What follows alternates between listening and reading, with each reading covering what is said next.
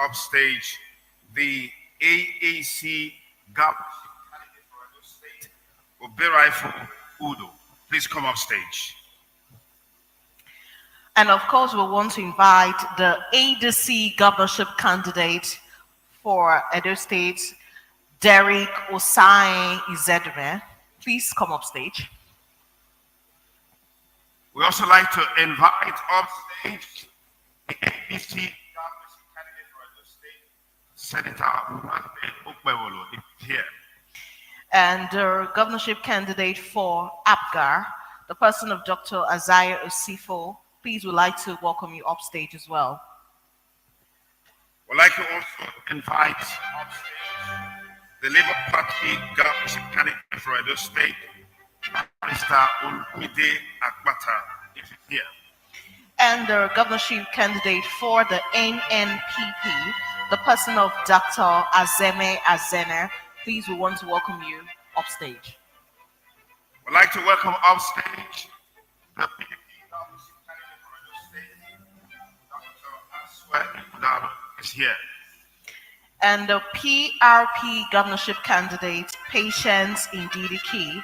Please, we welcome you upstage if you're here. Stage, the last but not the least, the YPP governorship candidate, Paul Okunbowa.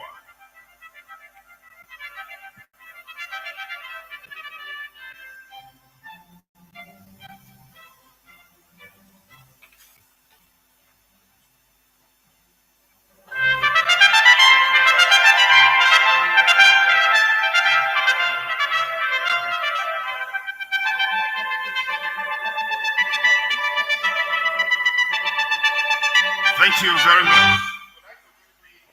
Establish the fact that you need to handle the microphone closely to your mouth and project more so we can hear you loud and clear, and your followers, your party members, and Edo people in general can hear you very, very well. And to do that, you will need to put on the microphone where you need to speak, and when you are done talking, put it off to avoid interference. Ladies and gentlemen, we are set for today's business. I want to say big welcome to all the candidates that are here. We'll go right now into this debate. Let's begin by hearing from all of you the focus and direction of your administration. But we need you to give us a background about yourself, your work experience, where you've worked before, what you've done before, and how you intend to leverage on that to impact Edo State in line with the focus of your administration if elected. So let's begin with the AAC governorship candidate, Oberaifu Udo.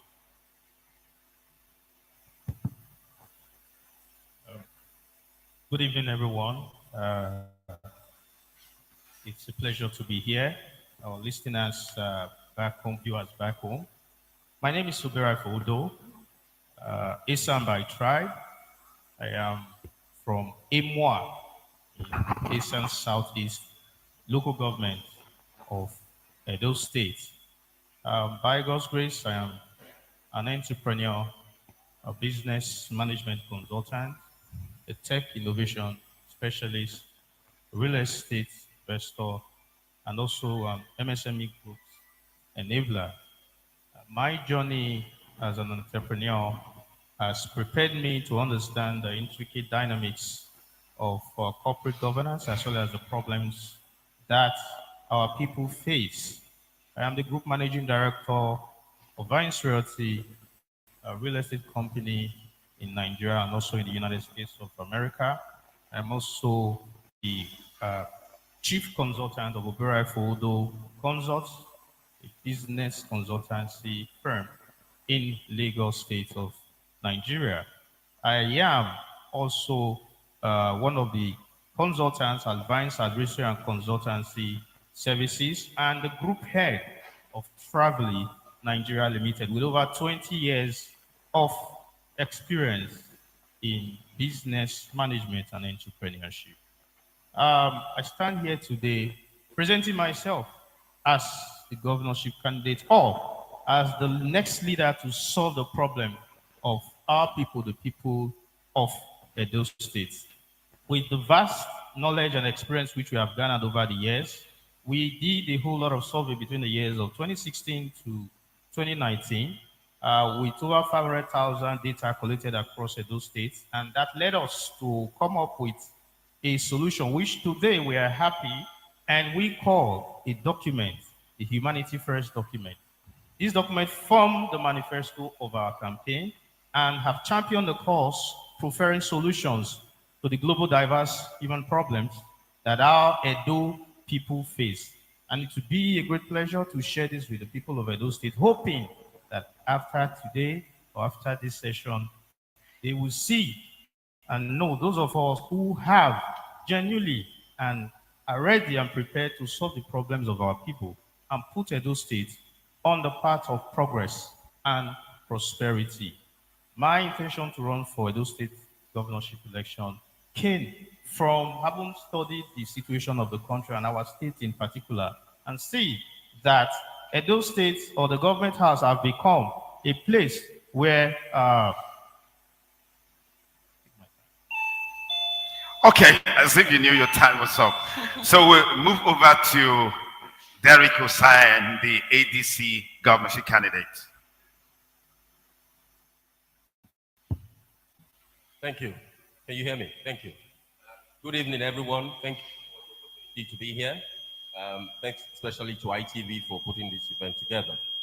My name is Osai Derek Izedowe, citizen of Edo State, proud son of teachers, one who's passionate about transforming our state. Now, Nigeria today is faced with grave economic imbalance that is driven by structural trade deficit, which is also rooted in what I call the imported problems that we see. So imported foods, imported petroleum products, and imported manufactured goods. Now, what that has done is it's driven us into a cycle of inflation, subsidies, and more interest rates. Now, the recent actions of the federal government in Abuja has further driven us into more poverty. Now, coming back to Edo State, why I started with the federal side. Edo State is not bereft of good ideas. It is of resources, rather. It is bereft of good ideas and transformational leadership.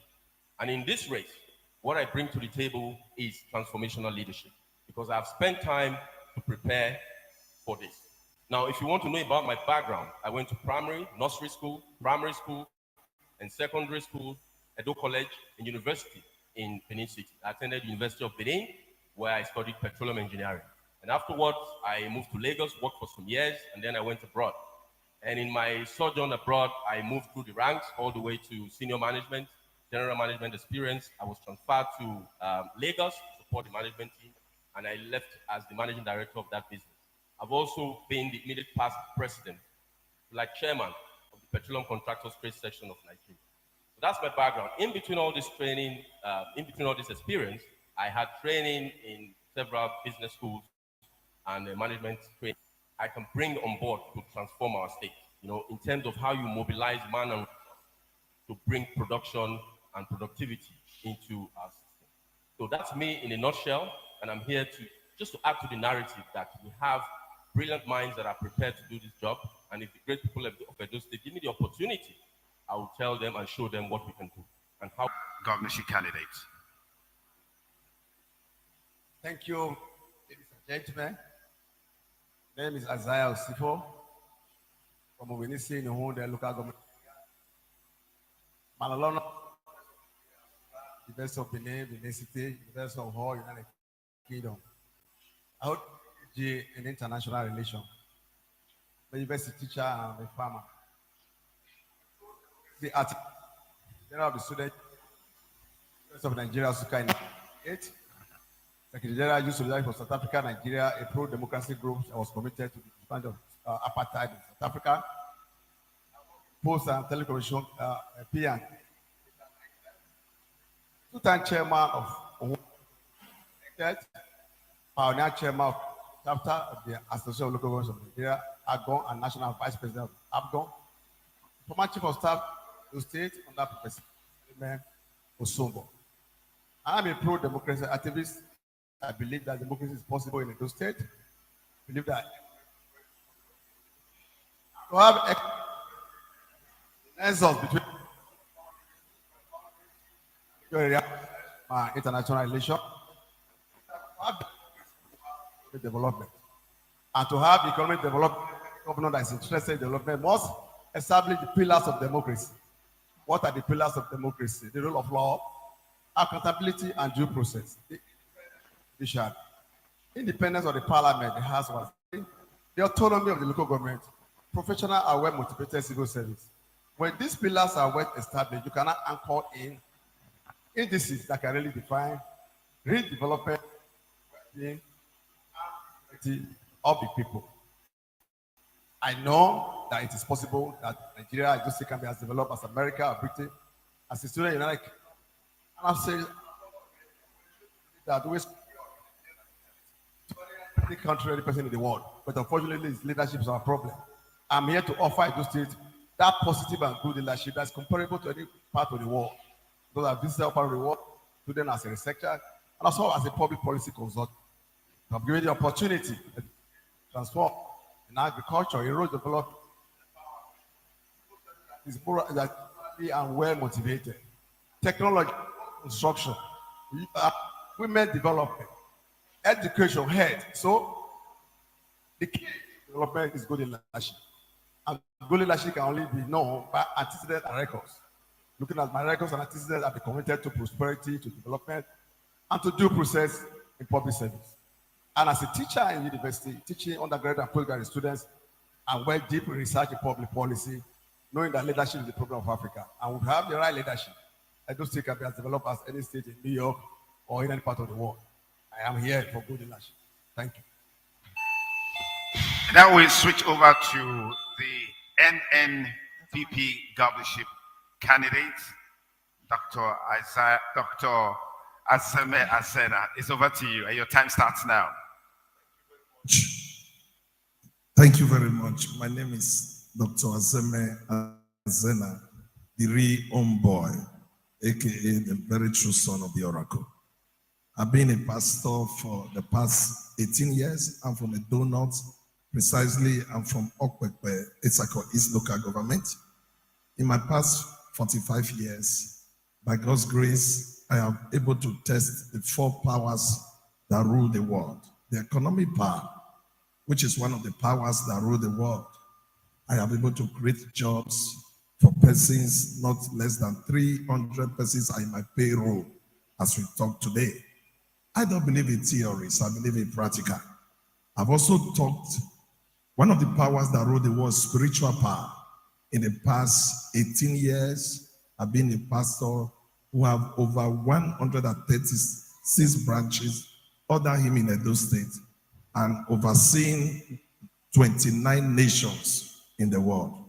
I also believe in intellectual power, which is the third power that controls the world. And that is why I'm able to establish schools, both primary and secondary school, all in the 3 senatorial zones in Edo State, not in Lagos, not in America, but here for our people. I also believe so much in political power, which is my 4th phase now. And in my little time politically, I'm able to affect my people coming out to be a governorship aspirant. I succeeded becoming a candidate at one stone, which is record breaking. What do you think that a man who has lived with people in the past 45 years since I was born, I have been a grassroots man. I have been a man who have taken out people from the street. I've gotten an award for security matters. I have gotten an award for economic matters. I've gotten an award for spiritual matters. I've gotten an award from the international. I've gotten an award both for local. So I am here to put together the experiences that I've gathered both spiritually, economically, intellectually, and now politically in running Edo State. There are many problems in Edo State, but I think when there is we, there is a way. And that is why I'm talking to those people, wherever you are. Politicians has actually failed. Technocrats have failed. It is time to try spiritual men. Peradventure is a spiritual problem. We combine all together and deal with the power. So I am here to present myself as the grassroots man. Thank you very much. Let's move over to the PR candidates. Just go ahead.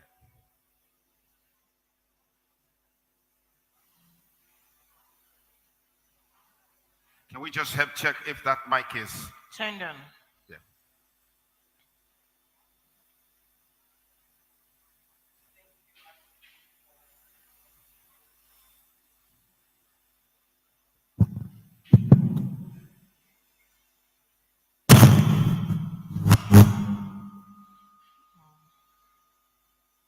Thank you, ITV, for this great opportunity to have us here, the GM, the moderators, my fellow brothers and sisters, and my fellow candidates. My name is Patience Ndidi Ofuri Ki. I'm from Ekeke in the Guebe local government of our great state. I was born in this great city, Benin City. My primary school, I went to Exotic Primary School. I attended Semara Goreti. I graduated from Ambrosali University, from Geography and Regional Planning. I have a bachelor's in nursing from Coppin State University, United States. I have an MBA, Master of Business Administration from University of Maryland Global Campus, United States. I have a series of certificates, leadership certificate, entrepreneur. I'm an Agile Scrum Master. I have served on several other certifications from Ivy League universities in the United States. I have served in the topmost position in the diaspora as a chairman of Nigerians in diaspora for the United States. That administration, that position gave me the opportunity to work with the Nigerian government and also closely to the United States government. Due to my humanitarian services, I have earned awards from the United States President, Joe Biden, Life Achievement Award from Joe Biden. I have been awarded Who is Who in the Diaspora and the diplomatic missions also, and so many other awards due to my humanitarian and philanthropic position. Currently, I am the chairman of Nigerians in Diaspora Chamber of Commerce, an institution that was born during my position as Nigerians in Diaspora Organization chairman. And that organization is meant to bridge the gap between the emerging economy and the developed economy.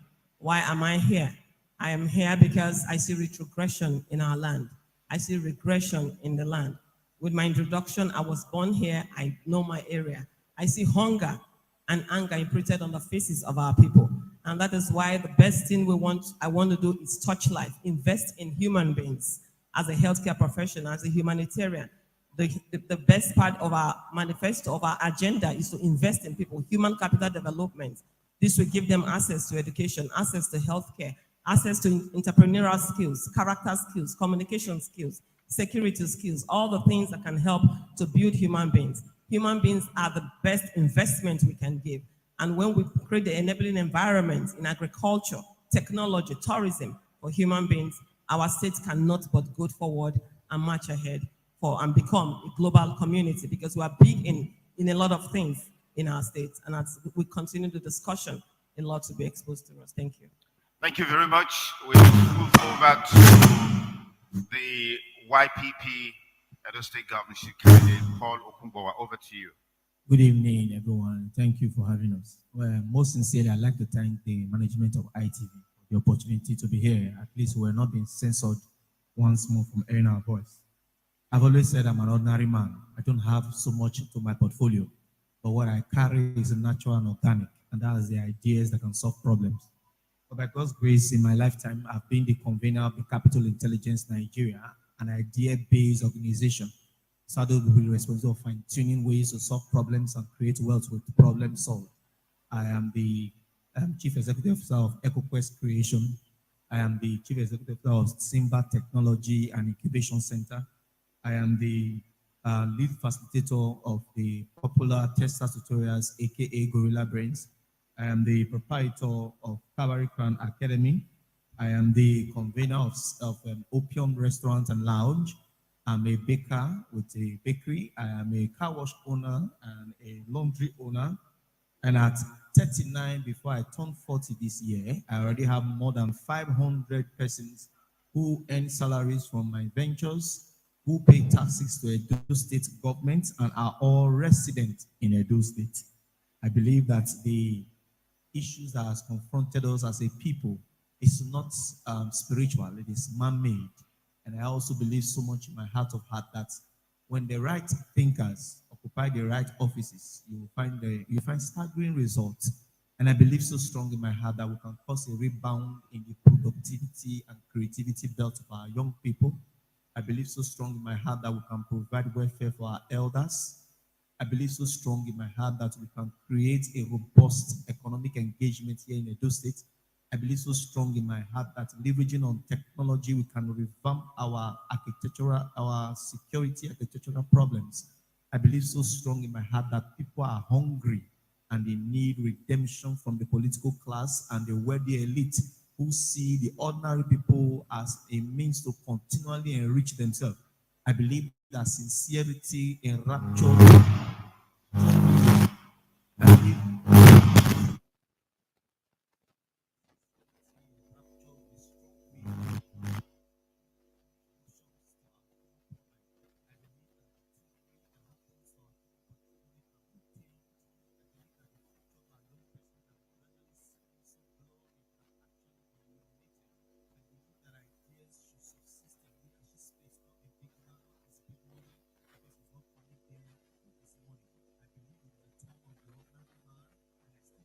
To recognize the general manager of Peace, general manager of Vibes FM, Peace Ifido. Thank you for this partnership.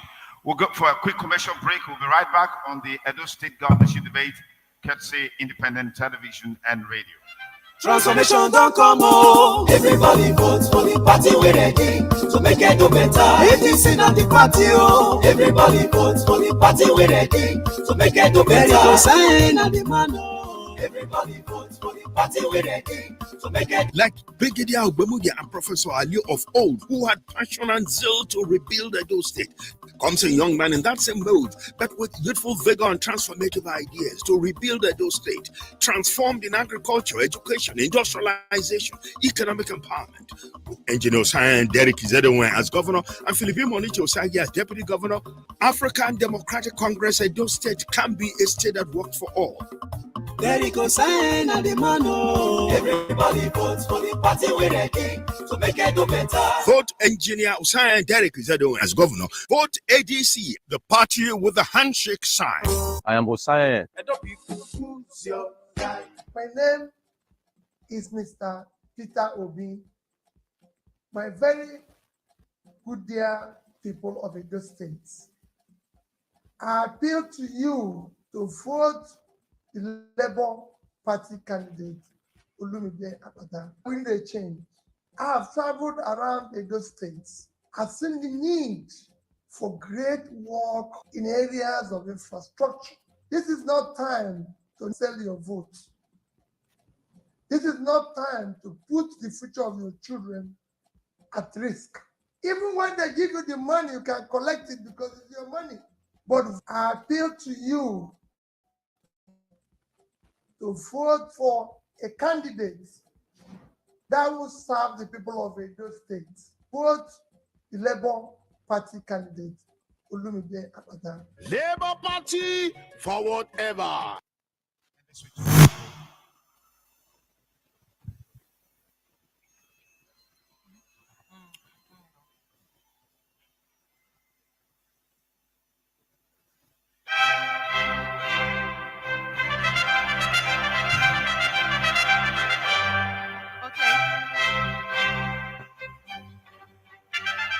Welcome back to everyone watching from all over the world, and we're going to move on now to a very critical part of this debate, and I want to put a question to all of these candidates on education. It's very key, and I'll be starting with the YPP candidate, Paul Okungbowa, and then it goes down to the AAC candidate. Education is very key, it's very important, and we want to know how you intend to improve the state's education system. As of today, are you aware of the number of out-of-school children in Edo State? Are you aware of the students to teacher ratio in public schools as of today? Do you know the need assessments of the Edo teacher? Do you have solutions to all of these problems? And so it just goes down. So I'll start with you, Mr. Paul Okunboa. Thank you very much. It will interest you to know that aside being a car wash owner, I'm foremost an educator. I've been in the business of educating our people for the past 22 years. So literally speaking, we are the proverbial educators that will tell you when push comes to shove. So naturally, when young persons are done in their respective secondary schools or private schools, government schools, whatever the case, they end up with us before they get into the university. And this has given us the opportunity to X-ray. What I do know is that the mode of conveyance of knowledge transmission in our educational system is obsolete. I have proposed to have a more recent digitalized approach, a consumable approach to knowledge. I have proposed that every curriculum from basic school down to senior secondary school can be animated and can be given the audio visual lift. And then when they are in animated form, it can be sequenced. When it is sequenced topically, I propose that when you are expected to create a mental picture of an inorganic subject, such as physics, for example, you put a question before you say a train moves 5 kilometers towards east, calculate the retardation after 5 seconds. You are expected to create a mental picture of a train. Now, in my own submission, if I put the entire theory in our curriculum into an audio-visual format, it will aid the process of consummation of that knowledge a way more deeper, because you suddenly don't forget the music you've learned or the movies you've watched many years back. But the moment you are asked what you consumed in print just a few hours ago, then you have a memory recall problem. I have seen a situation where teachers who are of quality nature, those who could say are by calling teachers, are not teaching in our educational system, both private and public system, because of unemployment or because of viability in the educational space. The remunerations within that community is not in tandem with the economic reality. So people who are naturally savvy, those who have the capacity to impact, have taken up better paying jobs. I believe that the educational system of this state needs a complete overhauling. I believe the examination malpractice is still the biggest cancer to the process of knowledge transmission and knowledge gain, because our people, our young people, are so laced with that lazy approach that someone is going to help them. And I have not seen any pragmatic step by any government in the past 16 years to deliberately go after examination malpractice. I believe in retraining and training those who are in the business of impacting young persons. I believe in selecting. There are people in my schools, for example, who said it's their natural calling to be a teacher. And when you find such persons, I believe in creating wealth within the teaching space to give further remunerations. And that's why we are proposing ways to create wealth, leveraging on education. It's a Okay, Ms. Patience in DDK, please, over to you. Yeah, education is a bedrock of our society. Enlightenment is very key for our people. I see in our society, of course, our education is in shambles. Things are not working the way, the classrooms are not what is supposed to be, the infrastructures are dilapidated. Even our instructors, our teachers are not well paid. I usually say something. One thing is to have a job, another one is to be gainfully employed. You can have a job, but your job does not do nothing. It does nothing for you. In our schools, I want to see a school that is digitalized. You see, everyday human being, we all use phones. We use Android phones, we use iPhones, and we're able to operate them. So when we put digitalization, when we digitalize, our schools, definitely it will be a win-win situation for the people. I also want to see a situation where our disabled people, because I don't know, in us and in our community, we don't see disabled people as, normal. They are normal. They are human beings like you and I. So they need to go to school. We need to, put that infrastructures, what can help them to also develop their lives. I want to see a situation where our instructors have professional development programs quarterly for them to be able to match, what we see in the 21st in the central century. I also want a situation where infrastructure, the curriculum will be revamped so that entrepreneur will be added in our curriculum. Digital technology will be added in even civic society. Civil rights, civic rules should be added so that people will begin to know their rights. I know some government came, during the democratic whatever and removed history. We need to come back.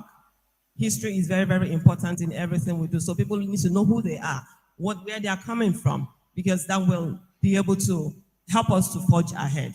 So I want the situation where an educational system that speaks for Edo State, an educational system that speaks for the people. When people come out, around the world, they are able to face challenges. And education for me also is not just about going to the university. There are some people that even went to the university, but that's not what they live on. And there are some people that they don't want to go to higher institution. So entrepreneur, vocational studies, those skills that can help people to begin to be able to, help their life to move forward. Those are the kind of things I want to see in our educational system so that Edo State will move forward. Thank you very much. Okay, Dr. Azebe Azena.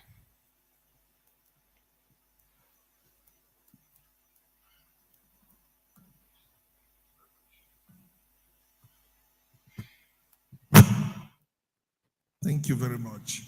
If I may get your question right, you talk about the numbers of children that are out of schools, and we have to find out why they're out of school, because they cannot afford it. Digitalizing education is not a problem, but the problem, it is manualized, in quotes, and people are out of school.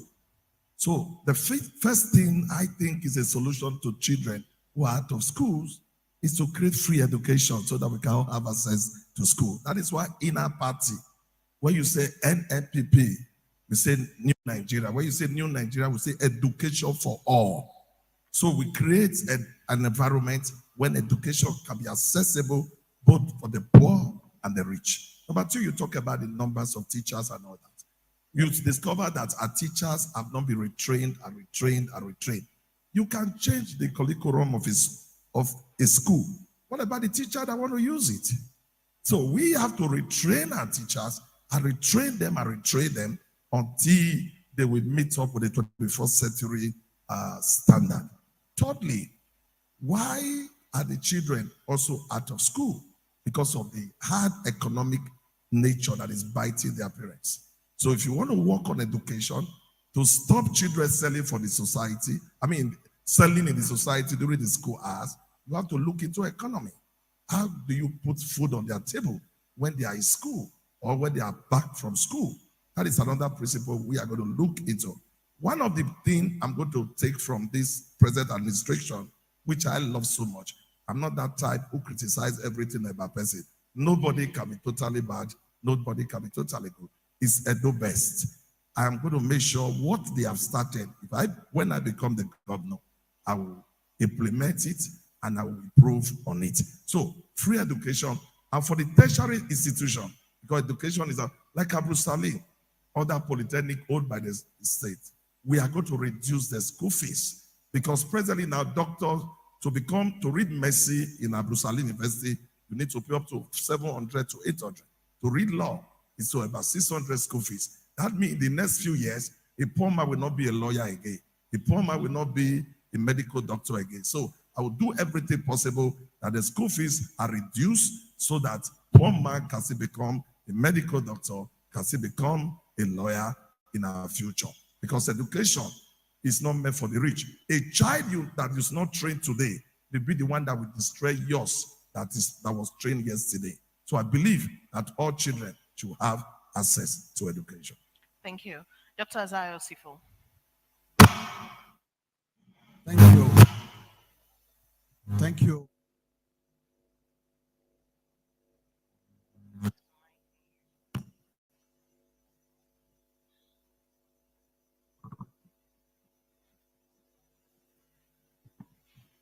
Thank you. Education And I am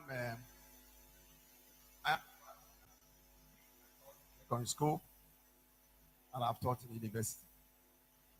It is important for us to know that for you to have effective education, efficient and effective education in the state, government must first and foremost be accountable in terms of revenues that are generated.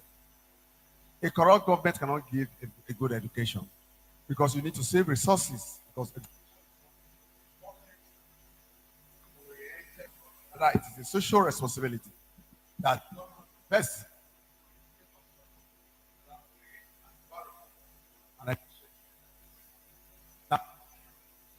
we have to do some savings to the also invest in our education is already free in Edo State. So we're not talking about free education here. We're talking about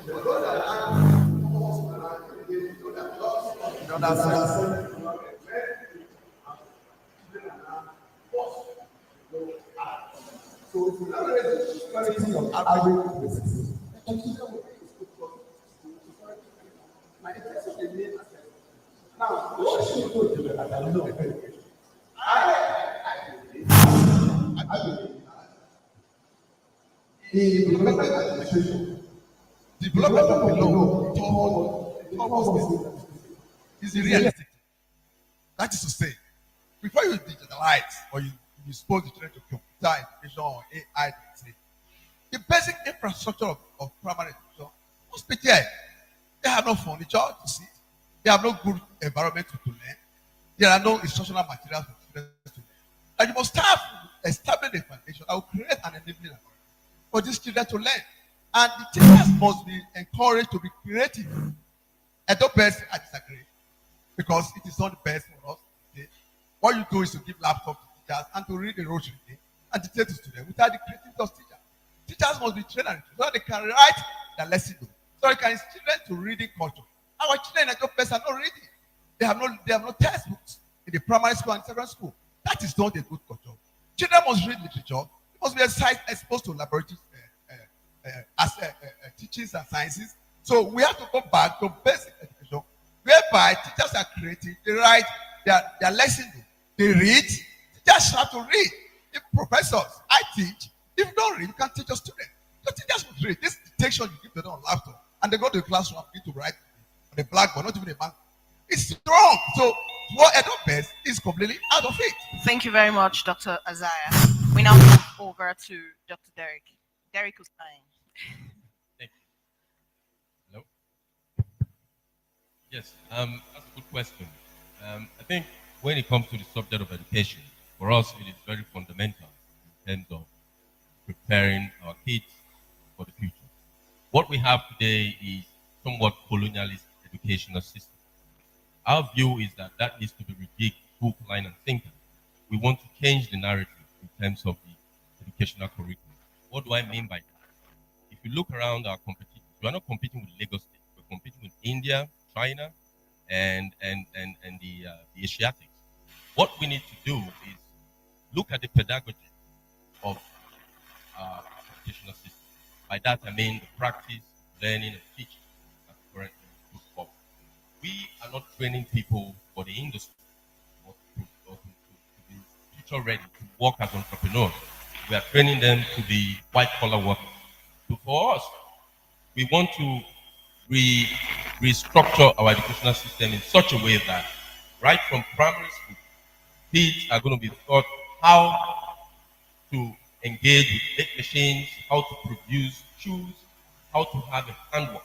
So we're going to invest heavily on a parallel vocational educational system on the one hand that would enable the kid by the time he's at SS3, he can make a shoe, he can sew a shirt, he can do stuff for himself, he can earn a living. Doesn't necessarily need to go to university. So we need to start with that. Also, in terms of the teaching staff, we need to invest more. I agree with most of my speakers here. We need to invest more on the teachers that actually teach these kids. Because if you look at the budget these days, there's not much investment in training the teachers. So we need to raise the game on that front so that teachers are well remunerated, they are happy and motivated to deliver the type of curriculum that we put forward. So for us, it is not just to train kids to go all the way to university, it's to prepare them, working especially, and this is important, working with the private sector, the industry. So we have to put a hand in the industry and put a hand in the school. So by the time the kids are coming out of school, they will be a good fit for the industry. I know that because I work in the oil and gas industry, and when we take on graduates initially, they are more or less in the fit for what we need them for. So we have to set up graduate training programs to prepare them for delivery of the kind of services we want. So we're going to work closely with the manufacturing industries, the other industries in the state to make sure that the kind of services they need, the kind of people they need in their offices are the people that the system produces. So that's why I will stop. I don't want to bandy words about the statistics. We know that there are a lot of kids out of school. That also is an economic problem. We need to look at why the families don't have a big pocket and they are bringing in kids to do commercialization of kids. As I was saying. Thank you, Derek Osai. We now move over to, you can give the mic to Udo Obirifo.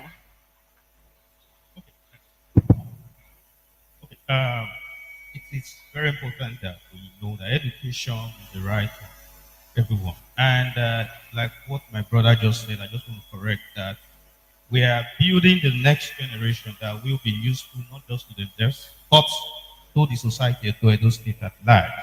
Therefore, we must understand that entrepreneurship is the key part of that. We are going to be introducing the knowledge economy into the Edo education system and also skill development. If we go to, because we are competing with countries like China, like the UK, like Germany and US and all of them. It is important that we catch our kids young. Therefore, we must change the kind of education system, or colonial kind of education system that we inherited that we still use by introducing the skill economy, the skill development, and knowledge economy into our education system. Then we talk about common university. It is an idea we came about, which we want to introduce into our education system. It's very, very important that we know that our children of today, unfortunately, most of our young ones, they don't understand our local languages. We must introduce the speaking of Bini, the speaking of Esako languages into our school and teach them in our local languages. Children in China, they learn how to make cars and they understand it better because they teach them in China. They teach those in France, French. So also are the Germans. Why can't we do that in Edo State? It also helps us to understand our people more, to understand our culture, because a part of us that is lost as of today, which we need to empower our people, is our culture and our tradition. And that takes me back to the importance of us teaching our true history, teaching of our culture and our tradition to our schools, not the whiteboard version of our history, but the true version of our history. The Edo man, the Benin man need to understand that I am a Benin man. What is the ideology of the Benin person? What is my history? Who am I as a Benin man? What makes me better than the next person? By so doing, by empowering them.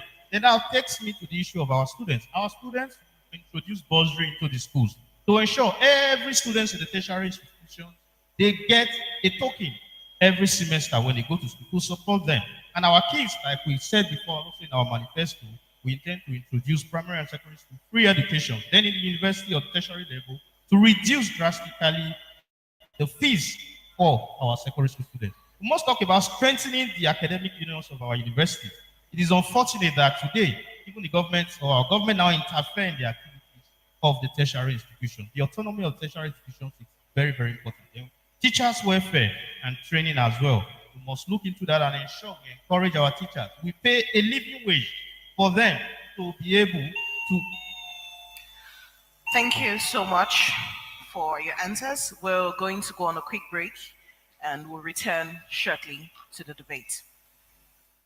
PDP APC. Now wetin Edo people do now? For 25 years. Now so suffer. This 7 years before, I dey share down 100, 200. Now it's 1,000 naira. The year fuller, I go buy am 10,000 naira. Now, the one when I buy last week, I buy am 65. Last 2 weeks, 2 children come. They carry back load. Man go when no go when me throw away for dustbin. Those children load that for back, they eat anyhow. Tears come out from my face. I call those children, I give them 1,000 naira. Make them go eat. Watch life. At the life when we dey now, if you put soup for fire, when you not sit down near your kitchen before you dey come, they don't remove your pot of soup. What is it for fire? God who made me. What did they cause? I'm hungry. We market woman. Our enemy is dying. And yet, when I won't come back, who side? We want change. Vote Olumide Osaito Wakata as governor of Edo State. Vote Labour Party.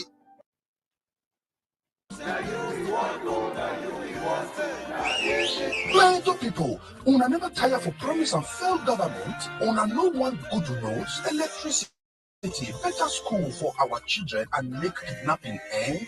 Obey for Udo, a true son of a land, a youth, a transformational leader, a man of integrity. He come to elect more people so that became of a nobody will become somebody. And his slogan now, humanity first. It means say no big man, poor man, godfatherism, 15 money, but say we must treat everybody like human being. Edo State go safe from kidnapping, killy, and our people go fit go farm, travel and do business. He go make good road and light go there well. Obey rifle go give our pikin the free primary education and reduce school fees for our university. Make everybody fit pay. Industrialize Edo State and pay 150,000 minimum wage. My Edo people, nobody near river soap enter your eyes. Oh, vote for AAC. Vote Obey rifle Udo for governor. Thank you very much, distinguished ladies and gentlemen. Once again, we welcome our governorship candidates for Edo 2024. We also want to appreciate all our viewers and listeners across the world for creating time to be part of this historic occasion, the Edo State governorship debate. I'd like to appreciate all our media partners, NTA Benin, Vibes FM, Edo Broadcasting Service, Speed FM, Silverbird TV, and Rhythm FM, Live, as well as B-Side FM, not forgetting Hazel Hub Event Center. We also want to appreciate all our sponsors, Unilodge Realtors, EZ Properties, Glorious Vision University, Shaka Polytechnic. We thank all of you for being a part of this historic occasion. Just to let you know that we have our fact checkers on the ground from the West Africa Broadcast Media Academy, from our sister station, Delta Broadcasting Service, Warri. We have Ogene Karo, Fogo, and Yikimi Bao. Then just before we go straight to our next round of questions, we'd like to fact check what has come forth so far from you. And so we'll hand over the microphone to Ogene Karo Fogo to give us insights into what has been said so far.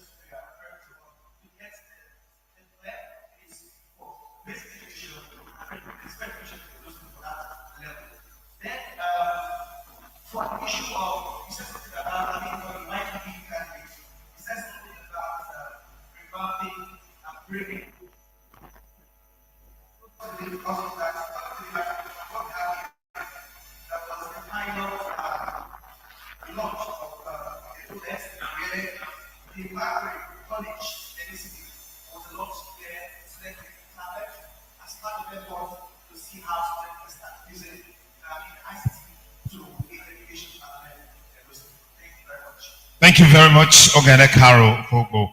And now let's go to a very critical aspect of governance, which has to do with revenue generation. As lofty as the ideas that we all have to drive development in Edo State, you agree with me that if there's no money, you can't achieve anything. So for a start, we'd like to know from you, what is the current GDP of Edo State and the per capita income in Edo State, and how do you intend to improve that? What is the current revenue profile of Edo State and the debt profile of Edo State? How do you intend to balance that so you can have enough resources to drive development in Edo State? What is your model in diversifying the Edo State economy so you have adequate resources to add value to Edo State? And I'd like to start with the AAC candidate, Oberaifo Udo. Okay, Edo State, as a state, we have about 7 revenue sources. We have the share of the excess crude accounts, we have share of the VAT, we have share of the statutory allocation. Then we also have other revenues from the FAC, and we also have capital development funds as well. And I think the IGRO, that is also part of it, then aids and grants. The GDP of Edo State is about 2.6 trillion. Yes, correct, about 2.6 trillion. And it is very important. It's actually the gross domestic product of the Edo State. It is actually very, very important that we understand that as of today, we have about our budget for the 2024 as released or approved by the state government is about 325 billion. And in that budget, we were able to fund, I think, about 303 billion, with the extra be taken as loans to cover up for it. However, there were some few nitty-gritties that I noticed on the budget. Our manifesto is humanity first. It basically talks about being people-centric, thinking about the people, and coming up with policies that solve the problem of the people first before anything else. And when we put that at the back of our mind, it becomes a guiding principle in our approach, in the policies and the things we choose to do to solve the problem of our people. That takes me to the problem of our people and how the project can address it. The biggest problem our people is facing today is the problem of insecurity. Then we'll go to the problem of course, infrastructure, roads. Edo Central is one of the worst places when it comes to roads today. Then we go to power, and then we look at other areas. Industrialization, I'm saying it the order of priority, or how we have come up with solutions or looked at the problems in the order of priority. But however, in the budget of Edo State, a part of it, I think the highest allocation went to the economy, which is about 301 billion. Education is a key part of development in Edo State. Took about 5.4 billion. As bad as our roads are in Edo Central, it's unfortunate that roads and bridges had about 130 billion. And in Edo, and I think water was about 77 million or so. You see, these are the issues. When we look at things critically and try to solve the problem, genuinely, we look at the problems our people face and put it at the front burner. When we continue to come up with policies, we'll be able to identify or solve the problem and actually allocate the right amount of monies to those areas that are necessary or that address the needs of the people. I see no reason why. Okay, going to the other aspect of how we can generate funds. One of my biggest strengths as an MSME growth. Thank you. Your time is up. And now to Derek, the ADC candidate. Thank you. Our GDP within the space of 8 years. How do we intend to do that? What we intend to do is, on the IGRO side of things, we want to try and plug all the leakages because we believe there are clear leakages that we can plug. Aside plugging the leakages, we want to bring in technology to be able to make the processes more efficient and less leak prone. Technology, even as far as AI, to make sure that people don't get to interfere with our revenue generation process. We believe that can raise the IGRO quickly in 4 to 8 years to somewhere around 12 to 15 billion naira a month. In terms of the GDP generally, there are many levels we can twist to increase that. One of them is security.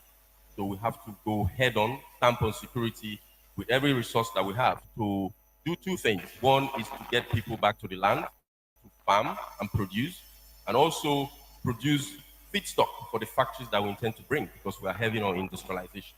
That's on the one hand. On the second hand, is to attract investors into Edo State because without peace, investors will not come. And the more investors you have, of course, the more taxes and all that you get. But also, it's a bit counterintuitive. What we intend to do is to do some kind of tax relief and incentivization of business. So by tax relief, we say, okay, come into Edo State and do business. We'll give you a tax relief from 2 to 5 years, depending on the business you want to do until you stabilize your business. We believe that if you bring that critical mass of investors into Edo State, you begin to grow the pie. And when the pie is big enough, you have more to spend on services, education, roads, and all whatnot. So we, as a government, will put our hand directly into business. We don't believe in autarky. We believe in dirigism, which is government involvement, not laissez-faire. And that means we encourage, invest, and kind of debottleneck business challenges for businesses to come in. Put roads, put infrastructure, data highway, business parks, industrial parks for businesses to come, plug and play, and invest. If you do that, you see that the economy will grow quickly, and you have more to spend as a government. So that's what we intend to do in a nutshell. Thank you very much. Thank you, Dr. Isaiah Osip. Thank you. There are two main sources of revenue for Edo State government. The revenue from the traditional account, internally generated revenue. And we have a robust internally generated revenue, the revenue that's going from the traditional account. Now, the accountability that you give to the people, we create that integration and symmetric relationship between the people and government, create an enabling environment that can lead to generating revenue. If we are given the opportunity to govern, we're not going to generate revenue from the vulnerable class. Auto seller, the pure water seller, the wheelbarrow sellers. You don't do that in a developing democracy because these are vulnerable people that you do not take. Development and decisions such as the one we have in the state at our to begin industrialization. Industrialization can be by way of the private entrepreneurs. For instance, in the area of agriculture, the state government, those states and agrarian society, you can generate a lot of billions of naira from taking one product alone like rice. Grow rice in those states, in Agene Bode, in Agbede, in Anegbete. Those states can generate billions of naira just for rice production alone. That will be enough for consumption and able to take outside the state. Now, Edo Pharmaceutical used to be here when Bawumia was president. From a pharmaceutical industry, the patent medicine dealers go as far as Onitsha to source for drugs. If you have a pharmaceutical industry, you're going to generate billions of naira. If you revive Bende everywhere, you're going to generate billions of naira.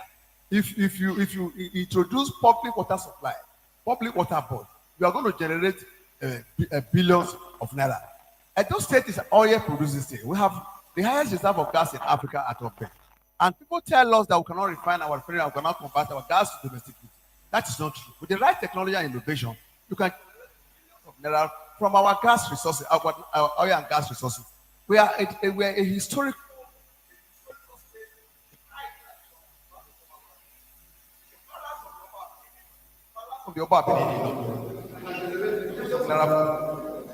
Of tourism. Now, if we harness the resource of tourism in Benin Kingdom and some parts of Edo, we are going to create a lot of internal generated revenue.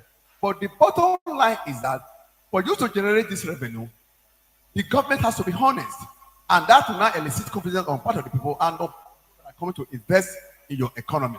Now, when you have expanded microeconomy that has attraction by internal and external investors, the revenue will show up. And when the revenue shows up, you cannot begin to expand the further base of generating more revenue that will create employment and income for the citizens. GDP at cities can increase, can go up if we have a honest government that will look at the natural resources that are in our environment, upon which investment is robust that can generate. Thank you. Thank you. Dr. Asame Hassan. Thank you very much. The 2023 GDP of Edo State is around, I think, 25.81, while the IGR is around 162.181 billion, and the federal allocation is around, internal generating revenue is 62.81 thereabout, while allocation is 161.89. Now, with generating is good to be talked about. But most time when you are fetching water on a leaking basket, you cannot do anything with it. I believe so much that before we can start generating revenue, we have to stop all our leaking pockets. The first thing I discovered that we are still generating our revenue manually. If you go to the developed world, people don't give tickets by hand. People don't generate money manually. So yeah, we have money, but they are going to individual pockets. Number two, if you watch well, Edo State is not producing anything. Like a state-owned maybe factory. Those days we used to have Bede Cement Factory, Flour Mill, Bede Brewery.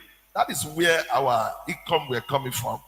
What stopped us, even though we can't revive the old one because some of them were privatized, some of them were sold.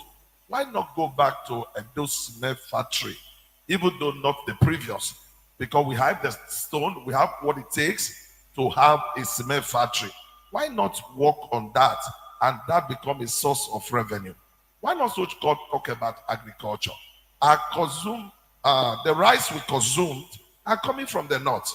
What happened to Agbede rice? What happened to what is it called? Bode rice. What happened to Ekpoma rice? Ulushi rice? Where those ones are worked on, there is going to be a source of employment and a source of revenue.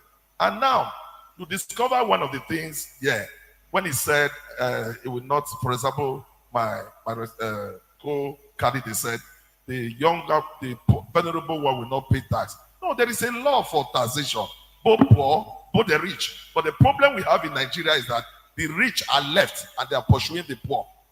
If I may ask, most of the stations that are here now watching me, how many of them are paying tax? Because they are owned by bourgeois. So what are we going to do? We are going to make sure every rich man and their industry and factory and establishment pay their tax. Thank you. Patience in the decay. It's over to you.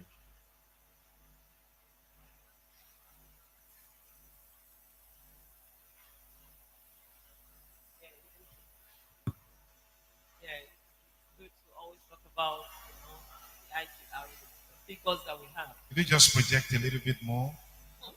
Could you project a little bit more? Okay, it's good to talk about the figures that we have, the IGR, whatever is coming in and all that. But when it's not seen in the economy, when the economic activity, the value is not added, then it becomes very, very shameful. So I would say for us to be able to generate wealth, we need to invest in the talents that we have, the human resources that we have.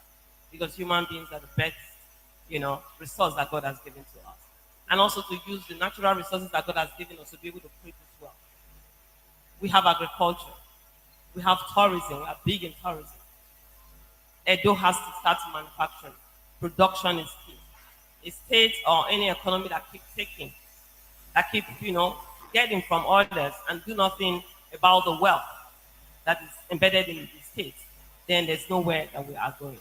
So for my institution, we're going to invest in agriculture. We're going to invest in human beings. We're going to invest in tourism.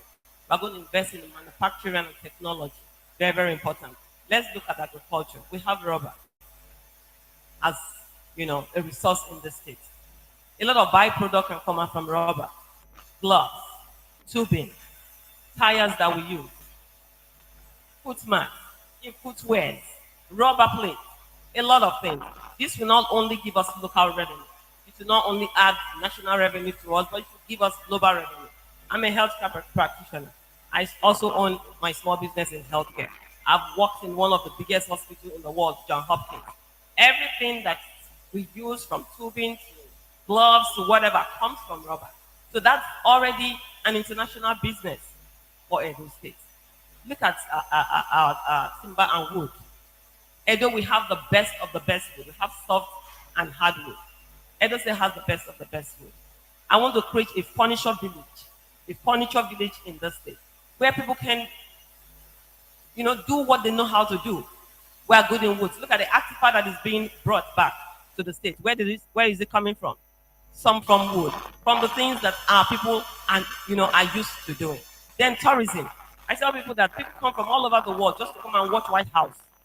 What if we bring them here to come and watch the Oba's Palace, enjoy our Igwe festival, and all that? This will give us trillion naira, generated, as opposed to just waiting billion naira to come from the central government or community votes.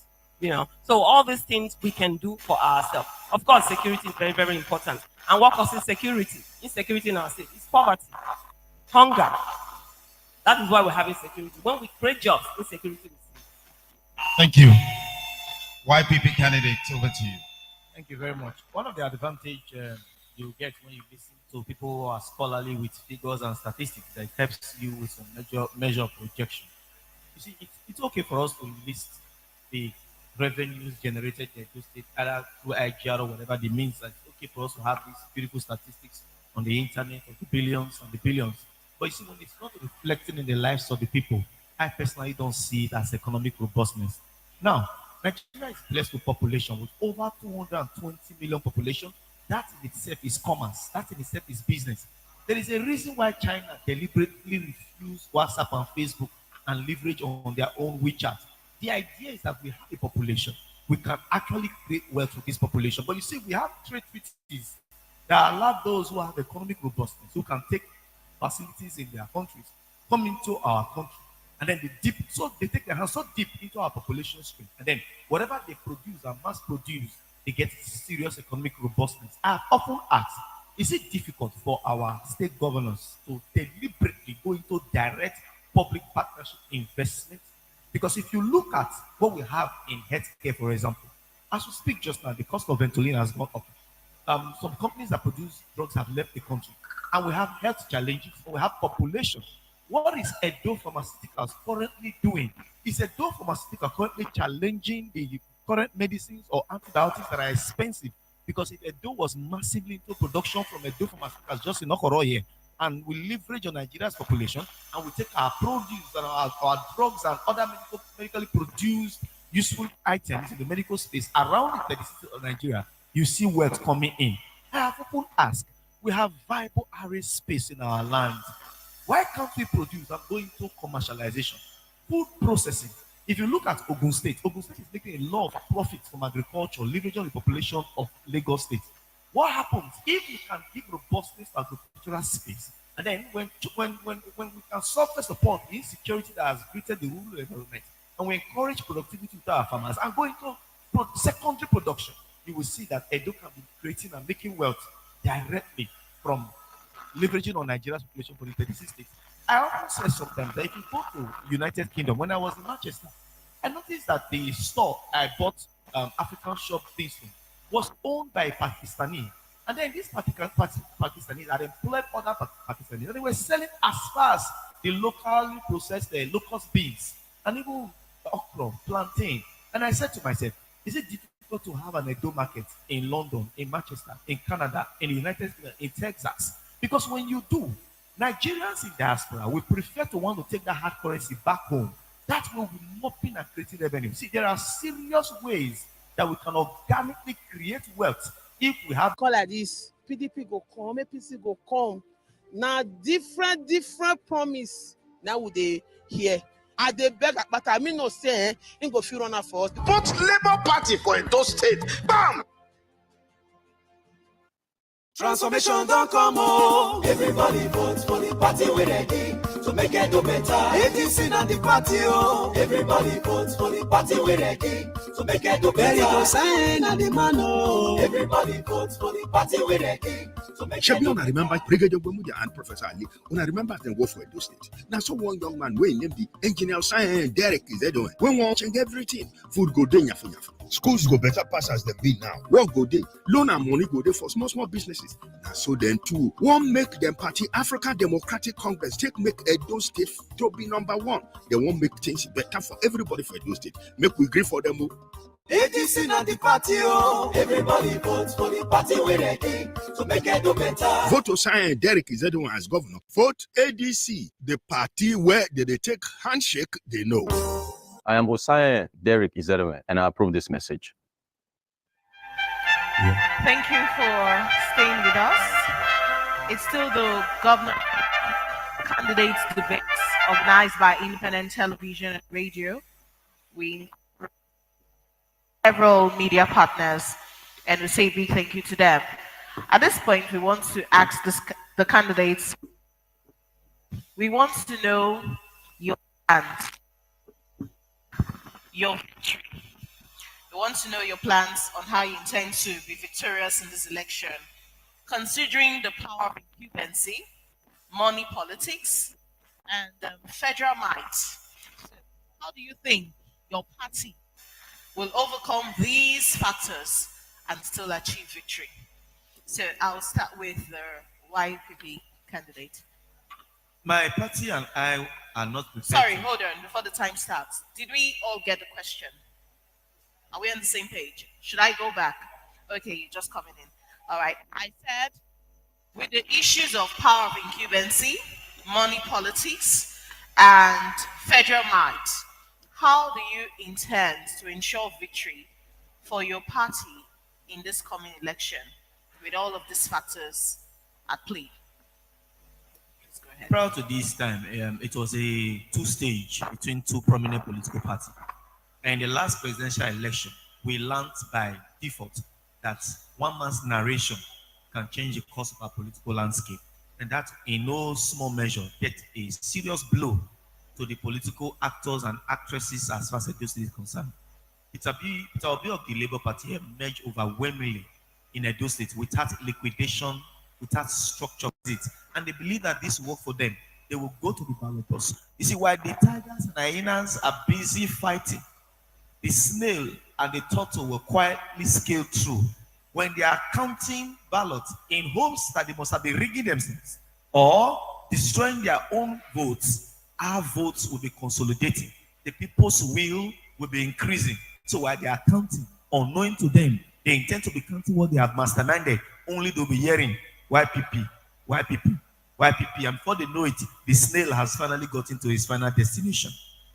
Thank you very much. Over to you now, ma'am. That the people get informed by what we see and hear from the media. Very, very Important. When so much power is given to incumbency and those in power and all that, so people tend to gravitate towards that. But if a level playing field is given to everyone that is running for any position, the fear will be there. I usually tell people that the power belongs to the people. The government should be at the mercy of the people, not the people at the mercy of the government. But because in the media, they hear us say, oh, the power of incumbency, political party is the one in power, you might not be able to get it. But if they hear if we give opportunity for people on the street, people that don't have that money or whatever to come to the media to speak, to also let the people know that they are tired of the same people. Nigerians just came out August 1st to 10 to say they are hungry. A rich country like Nigeria, people are coming to say they are hungry. We're an agrarian community. Agriculture was our mainstay, so nobody should be hungry in this country. So it's because we promote these parties. It's because we promote these candidates. That is why people will think, okay, let's follow. But as we go to the streets, as we go to the communities, go to the senatorial zones, we hear the cry of the real Edo indigenes and the residents saying, this is where we want to go. We are tired.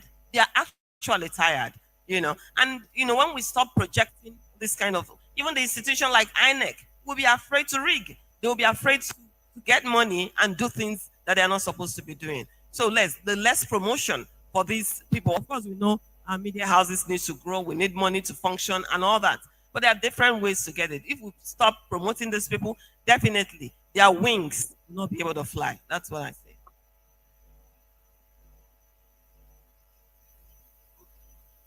I want us to go back to history that our respected president, Goodluck Ebele Jonathan, was an incumbent president, and yet he was removed. We should also come back to Edo State, and that Soshomole removed the Ikubet power that were in Edo State. And I believe that the God of yesterday, today, and forever as a religious man. And above all, when you talk about power, the Ikubet power, the federal might, there is a power higher than federal might, and that is God Almighty. That is what I depend on. Who would have thought that David will bring down Goliath? These major two parties, I have their catapults and their stone in my pocket. I will bring them down. That's the first. And number two, power belongs to two persons. Naturally belongs to God, but he give it to men on earth. I'm a man of the people. Election is not about billboard. If you like, put 10 billboard in one junction. Election is local.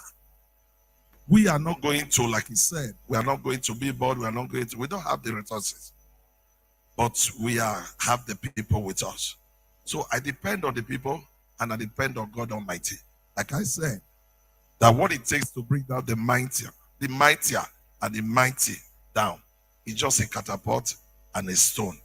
And so long that catapult and the stone is in my pocket, which you will not know the mystery until 21st of September, which is next week Saturday. I'm about warming up to throw the catapult at the stone. And when it meets their Goliath, others will flee. Thank you very much. Thank you very much. No clapping. Dr. Isaiah. Thank you. Election and democracy is not only about me or about Abga, it's about the people of Edo State. Because I trust that the people of Edo State are enlightened and they have participant political culture, that they will do the right thing. If I don't believe in the people of Edo State's ability to do what is right, I will be in this contest. They have a choice to make between those that will exclude the good ones, the brilliant ones from even party primaries. Professor Abdulsalim was a governor in Bender State. He was an electoral investor of Benin. Today, your political parties ask for 50 million naira nomination fee, excluding all the good persons. So it's for Edo people to choose between those that will exclude the good ones, for those good ones that are participating in the contest. A party that will put 50, 40 million nomination fee is not a friend of the people. It is for people to choose those who will allow local government people to elect their councillor and chairman, between those that will not allow them. So they know the real enemies of the people, the real enemies of democracy. So the people of Edo State should step others to make a choice between those who have impacted on the lives of the people in their community, in their local government, versus those who are coming from Lagos, that have never voted, they don't pay tax, they don't live here, and want to be a colonial master for the people of Edo State. So it is for the Edo people to know that the power of choice, the power of democracy, the power of the next governor rests on them, not on the money bars, on incumbency. The arrogance of incumbency, as you see now, they are not even around for the debate because they believe they are going to share 10,000 naira, 5,000 naira. It's for the people of Edo State to prove that they are enlightened, they have the competence, and they have the moral persuasion to go out there to let a governor who has impacted on the community, who has paid bursary, who has established farm, who has established the youth by taking them to Norway, who has related with the civil servants to have an impartial professional civil servant, who believe in the autonomy of the judiciary. It is left for the people. It is not for me alone to fight. It is for the people to decide between a man who is pro-democracy and those who are reactionary against democracy. Thank you. Derek Zedome. Thank you very much. I'll start like this. You know, there's a saying that when an adult takes the property of a kid and holds it up high, there's so much he can keep his hand up there. At some point, his hand will be tired and he'll bring that property down and the kid will have his stuff back. Yeah, those state people are tired. I've traveled from Igwebazua to Igwebe to Uromi to Auchi. I can see the pain and the tiredness. The time has come for us as Edo citizens to change the game. We've seen these guys for 25 years, almost 30 years, wasting our common patrimony, telling us stories and empty promises. It has yielded nothing. So I see myself as the bridge between the glorious past, the Ubemudia days, and the brilliant future that we see ahead. Now, how do we intend to win this election? The details I will keep away from this debate, but I do know that power goes to two poles, those with the people and those with the money. We see the money people throwing the money all around. We don't have the money. But that saying goes, when those two poles meet in the battle of politics, those with the people always win. As long as the people believe in a cause and they are convinced that the time for change has come. And if I do not that the Edo people are wise and ready for change, I won't embark on this journey. So I'm convinced. Now, what do we intend to do? We intend to bring our message to the people, and it's simple. It's called the RAISE agenda: rural revitalization, agriculture, industrialization, infrastructure, security, and excellence. The details we can talk about later, but we've broken down that message in a very simple way that people can understand. And we're using community organizing to take this message door to door in a quiet way, not by red billboards, not by bombastic statements, but real ways that people can understand our language. And I do believe, come that day, people will look at us and know who has prepared, who knows the how, and deliver. Because the big guys are not here today, but I want my people of Edo State to look at them, either in this debate or in the future, to understand clearly who knows the how. And that's what I bring to this race. Not who is saying what, who knows the how, who will tell us how to empower and increase our GDP. Thank you. Thank you. Udo, Thank you so much. Firstly, I want to agree with what my sister there said, that the media plays a big role, a very huge role in controlling the narratives. It is very important to stop this idea of promoting incumbent, promoting federal might and all of that. They are wrong narratives, and we continue to make the people feel that, see, you can't do anything about what's going to happen to you. It's totally wrong. You must understand that the solution, I will repeat it again, that the solution to Edo and Nigeria problem is not in those two guys that you continue to promote in whatever way. I say it again. The solution to Nigeria and Edo's problem is not in those two people you continue to promote. If you doubt me, 8 years from now, if you will see what will happen in Edo State and in Nigeria. Therefore, the media has a role to shift the narrative and make the people know the truth. A lot of black people are not so mentally and I would say, mentally there to make decisions. So they always follow whatever the media says. So what the media says is law. I would say, please, as much as possible, the media have to do much more than they're doing now. This question, I don't really like it, but of course I will address it. However, you must understand, Edo people, they're very dynamic people. In the history of Nigeria, before the Britons were able to, in fact, if not for the fact that the Britons defeated Nigeria, today would have had a sort of a monarchical democracy headed by the Oba of Benin. Then we have prime ministers. That was where Nigeria was heading to before the Britons came to cut it short. And Edo is the beginning of this country called Nigeria. We must also remember 1953. Enahoro was the one that introduced this independence we have today. 2022, the new Electoral Act was tested with the electronic transmission of results in Edo State. There have been history of Edo always changing the narrative. And in 2024, we'll change the narrative to bring somebody else in AAC as the next governor of Edo State. Thank you. Thank you. I want to say a big thank you to our very courteous listening audience. And while we say thank you to them, we're going to take a break, take a pause now.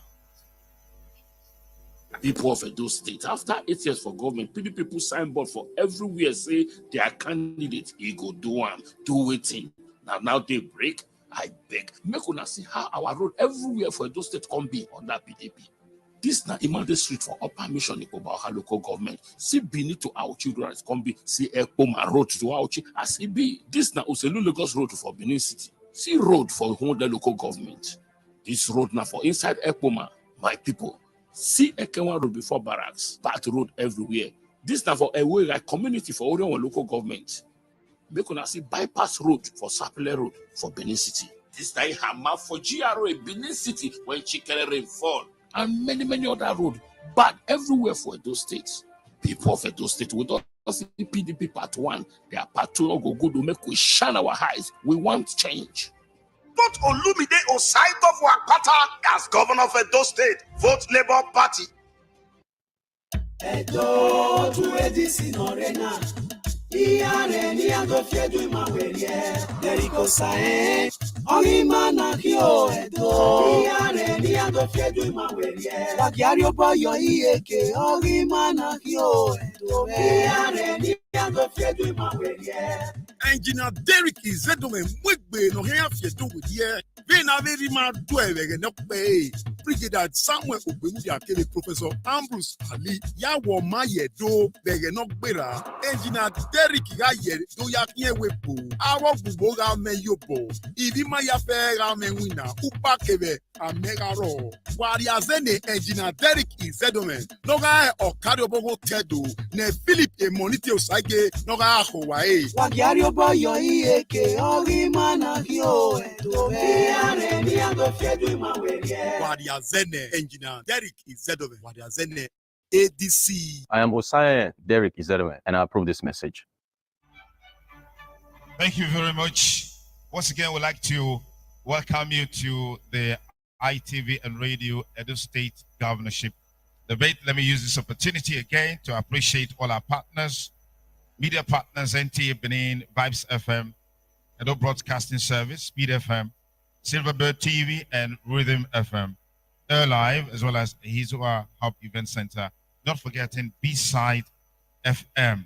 We'd like to appreciate our sponsors, Unilodge Realties, EZ Properties, Glorious Vision University, Shaka Polytechnic. We thank all of you for your passion and commitment. Not forgetting WAPMA, West Africa Broadcast Media Academy, our fact checkers for this program. Now, in 1 minute, I'd like to know your thoughts on human capital development, beginning with health. In Edo State, what is the number of health centers?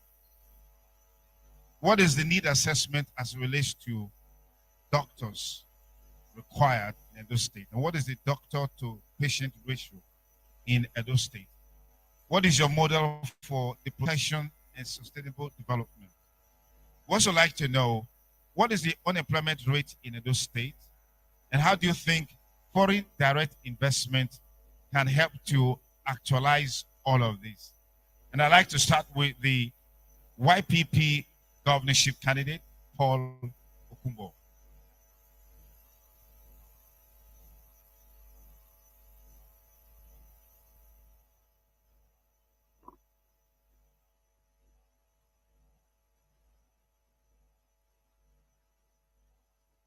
Your time will start when you get the microphone.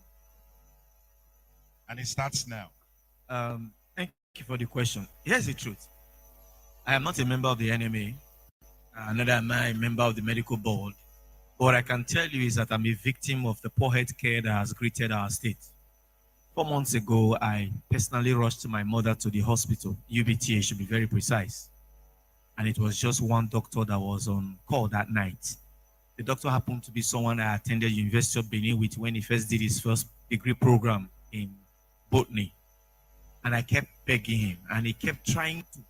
But you see, it was not just adequate. So I can tell you, on the basis of personal shared experience, that the medical jackpot syndrome has so hit us so hard that until you find yourself in need of medical saving, you may just be stunned to realize that we don't have personnel around.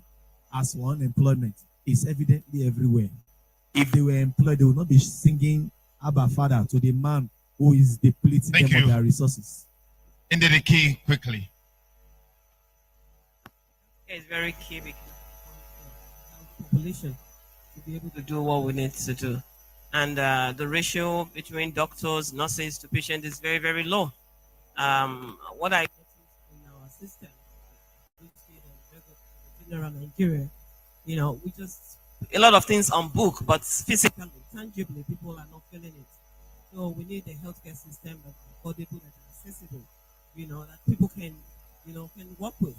And we also need a scheme, you know, an insurance scheme where we have free healthcare for those who cannot afford it. I also talk about disability. Very, very important. They don't need to pay anything because they're disabled. So they're part of our system and need to be taken care of. Education, you know, I hinged on that earlier. You know, technology is key. You know, education when it comes to human capital development is a win-win situation for us. Unemployment, of course, if the system is what it's supposed to be, people will not be crying for hunger, and that's why we have insecurity. Dr. Azame Azena, NNPP candidate. Thank you very much. We ought to have over 192 primary care centers in all the wards. But today, some of them are not functioning, and we have below that. Today, we have about 200 medical doctors employed by the state. And if you look at the ratio where we have over 5 million people, you know that is not a good ratio. And I'm just going to focus on health. General hospitals, we ought to have like 18 of them in all the administrative local government headquarters. But most of them are where goats give birth and where the red goats. So we are going to definitely look into that. So on the area of health care, I believe that we need to focus on it because health is wealth. I don't want to say much on that because most time what you say in your manifesto become another person's manifesto. Thank you. Dr. Isaiah Osifo. Well, as chairman of one local government, I started the employment of medical doctors to primary health care delivery in the local government. Generally, the state hospitals are about 30 across the state, and there is high shortage of doctors in all our health institutions. For one doctor for local government in 1999, and that's what you have in 2024, is appalling. The unemployment rate is about 20% in Edo State, and to create employment for the youth, it doesn't really have to be by foreign direct investment. Inward capital revitalization in terms of industrializing our nations, our state. For instance, just a refinery alone in Edo State can create about 10,000 jobs. Agricultural development can create about 10,000 jobs. And if you decentralize the Ministry of Works into 18 local government areas, that will create almost 9,000 jobs. So we can create employment, not necessarily by direct foreign investment, but by revitalizing our microeconomic system, and that will create employment. But for now, the unemployment is over 20% in Edo State. Derek. Thank you. I want to go quickly. I mean, when a society is healthy, it is productive. So we are going to focus on making our society a very healthy society. But what do we need to do? Of course, we have a health crisis today, not just in Edo State, but in Nigeria. You have the Japa syndrome and all this happening. What we intend to do is, first of all, give glory to the current government. They've done well in terms of their primary healthcare initiative. We want to build on that quickly and make sure that there is geographical accessibility and financial accessibility to everyone that needs healthcare. But apart from that, we need to bring in technology today. We know that there's telemedicine, which brings the doctor to the patient, even if the patient is in a remote place. They can be in America or anywhere in the world, and they can provide that service here in Edo State. So that's one thing we want to do. But the second thing we also want to do is preventive medicine. So why do people fall sick? Is it malaria? Is it dysentery? Is it cholera? We want to train people using community healthcare support workers to bring that training to individuals in the villages and the cities to understand how to prevent illnesses before they come. Simple things as personal hygiene can save a lot of money. Time is up. Thank you. Oberai for Udo. All right.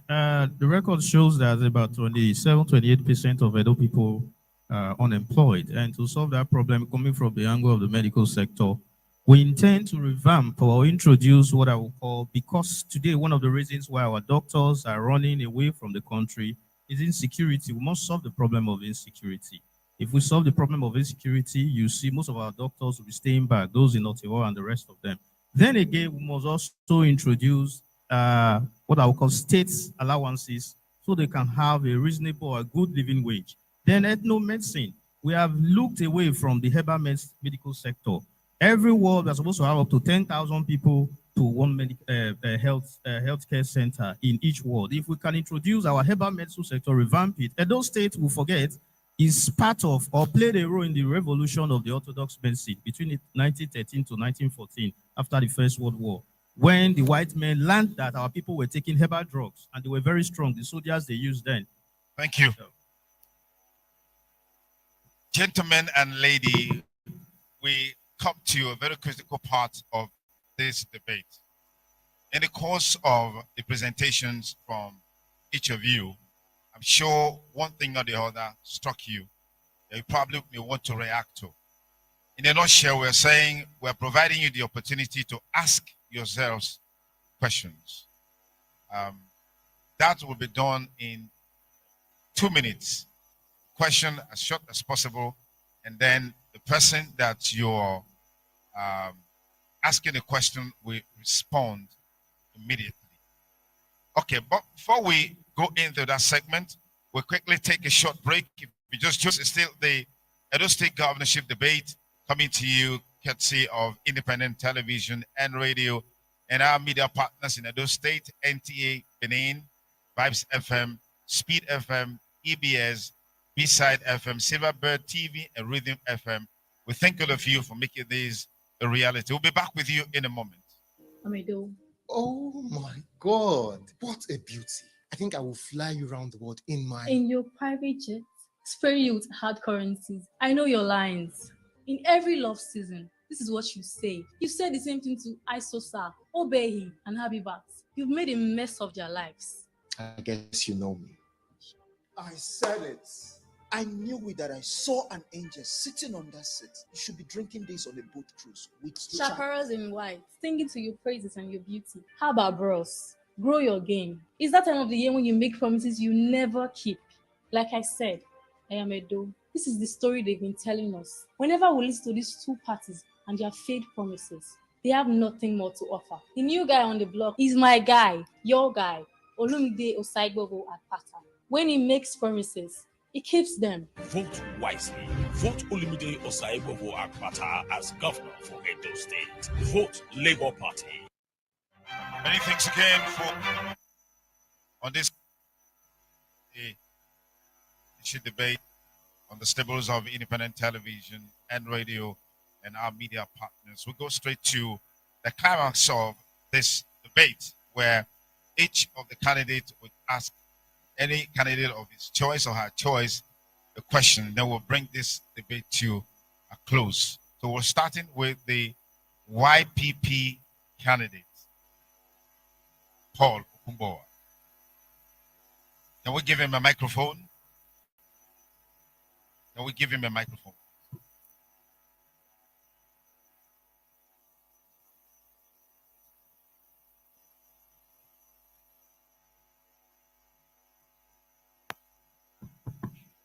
Thank you very much. I honestly do not have any question for any person here, because the truth is this: those who refuse to sign the peace accord, I would have loved to ask them questions. You see, for every single person seated here, they have demonstrated capacity. They will not even sell their mandates. The very idea that they followed through to a debate shows gallantry. And I would have loved to beg that the movers and shakers of our political space, those who indeed need to sign peace pact, and those who are saying that they have federal might, or the other one who has the other might, is to make an appeal that whoever amongst you that emerge governor of Edo State, it mustn't be me, but whoever emerges, either by crook or by hook or by the collective will of the people, should please actually consider that people are suffering. I'm a tutorial operator. I love the job of meeting with young persons every day. I tell you, most of them come without food. Some of them, when they are paying the little stipend of tuition, you see poverty has eaten so deep in their heart. But I like to add by saying that worry the interest of those who borrow trouble. And the very fact that you are here today shows that you have not borrowed trouble. I don't think there's any person here today who has financially awashed the political atmosphere with money. I don't think there's any person here today who has sponsored talks, currently waiting in hotels to maim voters and to suppress voters. That for every person here who are on this podium today to give representation to their ideas and the ideals that they carry as a people, starting from me, I like to celebrate myself, that while they thought young people will soon sell out, they will soon come and collect their check, we are glad and happy to say that we are following through. Win or lose, our pride and honor remains that an ideal Edo child can be bettered without money. Thank you. Let's go to the PRP candidate. Ask your question or your contribution. It's a very sincere one. Who are you directing the question? Oh, I'm going to be asking. Okay. I think about some of us are affected with what I want to say, but I will ask my brother and pastor, because I know I will get a very sincere, open-hearted answer from him. You see, for me, leadership is about feeling the pain points of the people. Leadership is about feeling the pulse of the people. Leadership is about hearing what the people want, not what I want to give to them. Yes, I have something that I want to give, but I also want to know what they want, because I might be giving the wrong, so I might be giving the wrong solution to to their challenges. When I started this race, I know people ask me, "Where are you from?" And I'm wondering, if I'm not from Edo State, will I say I want to run? Then later, my chairman and other people said, "Oh no, they're trying to know the part of Edo that you're from, because the majority, is saying we want Edo Central." I'm not a tribalistic person. I'm not a racist. I believe as a leader, it should be by merit, not whether you're from here or there or there. But because of the system that we have in Edo State and generally Nigeria, people just, do what they want to do. So hearing that, and I'm like, okay. And I also interact with people from both the south, the north, the central, and they say the same thing. Are you from Edo Central and all that? So when I start seeing my brothers, from different areas, and I'm asking, okay, if indeed this is what we want to do, and the people are saying this is what we want, it doesn't matter. Why are you doing things that the majority of Edo indigenes, do not, are not agitating for? So I want a sincere answer from my brother, and I know it affects, some of my brothers sitting here. What's your question? The question is, you are from Edo North, and the people, majority of the Edo indigenes are saying they want someone from Edo Central. Why did you decide to run? Okay. And do you think it helps the people? Are you meeting them? Thank you. Let's Dr. Azena respond. Pass the mic to him. I think when you talk about equity, fairness, and justice, you should give everyone a playground. It is not the zone that should decide. The people should decide. If the people feel or they are feeling or they felt that the person that should govern them should be from Edo Central, let the will of the people be done. But you can't tell everybody to go home and rest because it is your turn. But everyone should be given a playground, whether the south, whether the central, whether the north. Then allow the people's will to be done. Like Jesus said, not my will, your will be done. On this issue, not the will of Edo North, not the will of Edo Central, not the will of Edo South, but let the will of the Edolites be done. If it pleases them to take Okubwa from Edo South, let their will be done. If it passes to Pastor Azeme, let their will be done. All we are fighting for, we want to get a better Edo State. Anywhere the person comes from, doesn't matter. There are strangers that are more closer to this zone than those who are from those zones. To me, I am not biased. I am not such a person that anywhere I come from, whether Edo Central, so long we have a better Edo State. You will agree with me.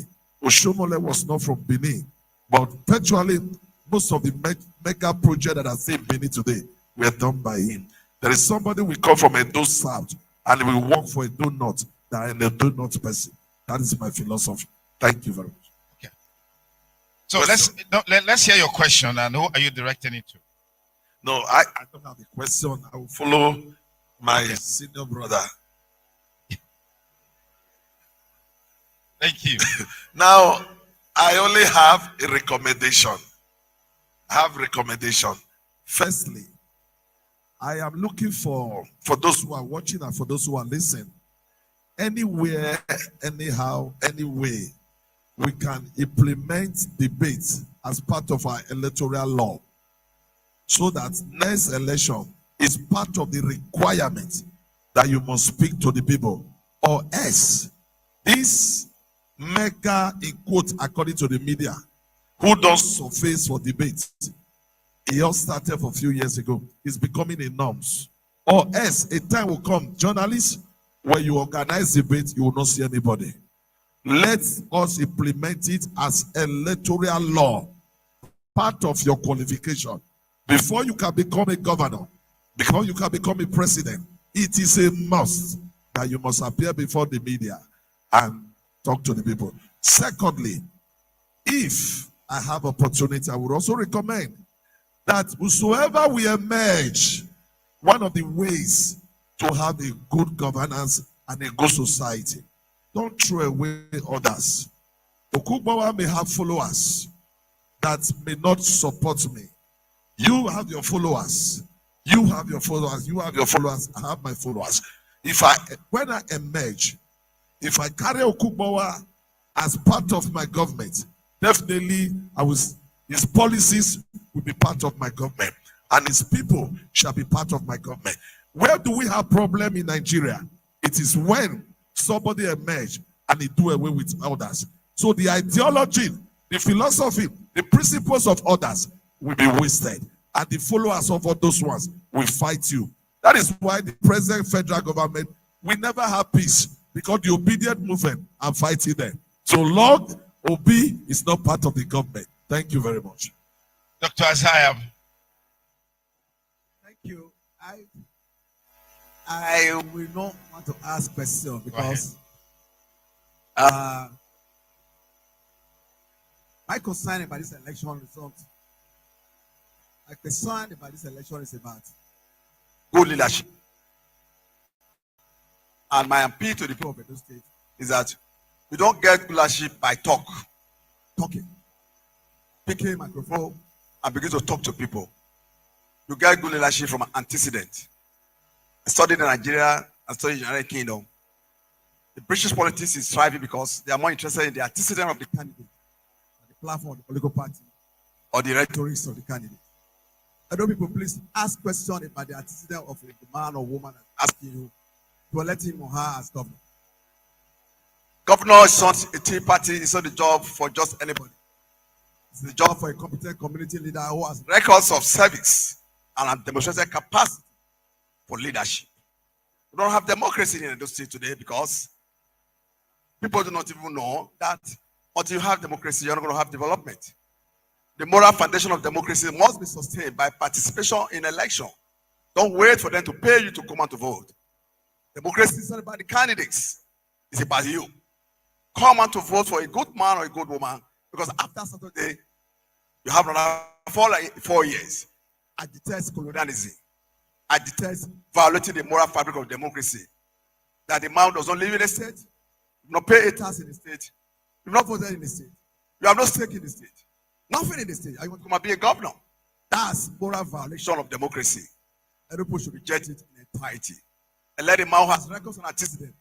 That is how developed countries are grown. When you want to be president, they ask about your past. When you want to be a governor of a state, they ask about even the mayor of the council, they ask about staff past. Check the past of those who are asking for governor and choose a man with competence and that quality to be governor of the state. Thank you. Derek. Thank you very much. I don't have any questions, but I'll use the opportunity to lend credence to the things I've spoken about before, just like my brother there did. Now, we as a people need to be very circumspect this time, especially in this election. Turn by turn doesn't build a country. It has never done so. It's a trick. It's a scam, in fact, that some of the political class in those states are trying to use to hoodwink us to cover their tracks and bring their best friend into government, or their puppet, if you like, political minions. So turn by turn is something we must be very circumspect about. We need to ask every candidate, how are they going to fix the mess they've created? People that have been in government for 25 years or so have no business to stand in front of us and tell us they are the best candidate. That's a lie. We know that we have very good candidates. You've seen them on this stage today. The disrespect that some of those candidates have had for us is why they are not here today. And it's appalling. It's a disgrace that they want to rule us and they don't want to stand in front of the people to speak. So those people just take a deep look at the current situation. Carefully listen to them, either in this debate or elsewhere. How are they going to fix this state? Most of them will not tell you. They will come and tell you bombastic statements. So my appeal is that we should step back and look around this time and say, who is prepared for this job? I, for example, have prepared for this for 15 years. If I wasn't ready, I won't stand here. I know my stuff. I have a manifesto. Many don't have. People should look at manifestos. And if you don't have the time to look at the manifesto, ask the candidate how. All the time. Let's not just get empty rhetoric that they give us. The time for that has passed. And I want to say, we, the younger ones, it's the time for us to take charge. I beg of you, Edo State people, to listen to us and listen to our plans for Edo State. It's very detailed and we're ready to change the game. Thank you very much. Thank you, Oberai for Udo. We also lend credence to what my other candidates have also said. I'm a youth and I'm the youngest amongst the candidates. And as a matter of fact, a lot of people thought that the youths cannot do it. So I stand here before you to tell you that we are here to change the narrative. For the longest of time, my brothers, my friends, the jackpot that ran out of the country in search of greener pastures opportunities in diaspora. But we want to create an Edo state, fix an Edo state where they will all come back, where they will come and live in their motherland, and they will add to the quota and the development of our states, where they will not be dehumanized wherever they are. So I want to speak to all the youths here and the poor people at home listening to us. The time to change Edo state is now. And if there are other people, candidates, who have spoken light to our people and told them things they know they are not going to do, or anybody that gets there and deceive our people, I always pray every day, it will not be well with them. If it is me, it may not be well with me as well. But I want to tell you all, and I believe, I know that God will fix Edo State. Edo will be better. Don't you believe so? It's very possible. And the God who sees our hearts, knows our intentions, will help us to fix this state, this land that belongs to us. So we will not run away. I'm not going nowhere, and I want my brothers over there to come back to Edo State. And as a matter of fact, before 2027, join a political party, pick up phones, contest. Let's chase these guys that call themselves the old guys or the big guys. Let's chase them out of power. Edo belongs to us. It's our responsibility to fix it. We have the responsibility to fix this state and this country and remain here. Create a prosperous and progressive state for generations to come. So I beg you all, I stand before you with genuine intentions. And God sees our hearts and knows if we are telling lies and we are deceiving the people. And may He repay us if we do so. God sees our hearts. Please, our people, thank you. Put our hands. Support us. Thank you very much. Thank you very much. Thank you. Those parting words from you brings us to the end of the Edo State governorship debate, courtesy of independent television and radio. We want to thank all of you for honoring our invitation and being part of this historic event. We also want to appreciate our media partners, NTA Benin, Vibes FM, Edo Broadcasting Service, Speed FM, Silverbird Television and Rhythm FM, B-Side FM, Air Life Solution, Ehizwa Hub Event Center. We also want to appreciate our sponsors, Unilodge Realtors, EZ Properties, Glorious Vision University, Shaka Polytechnic. We thank West Africa Broadcast Media Academy, who provided the fact-checking services, Ogene Karo Ufogbo, and of course, Eyikimi Bawo. Thank you, gentlemen. And of course, Sherifat Momodu, our timekeeper. Thank you very much. Thank you very much. I want to say big thanks to everyone watching at home. The time for us to make that decision is just next week, Saturday. Please come out and vote for the candidate of your choice. Don't be afraid. There will be adequate security cover to ensure that you are safe, you are well protected. On behalf of my colleague, Daisy, thank you so much for staying with us. Do have a great evening, and bye for now. We'll rise to take the national anthem.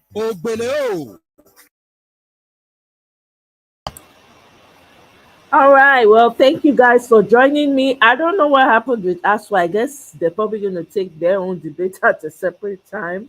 But of course, if it does happen, I'll bring it here. Hopefully, I'm notified on time.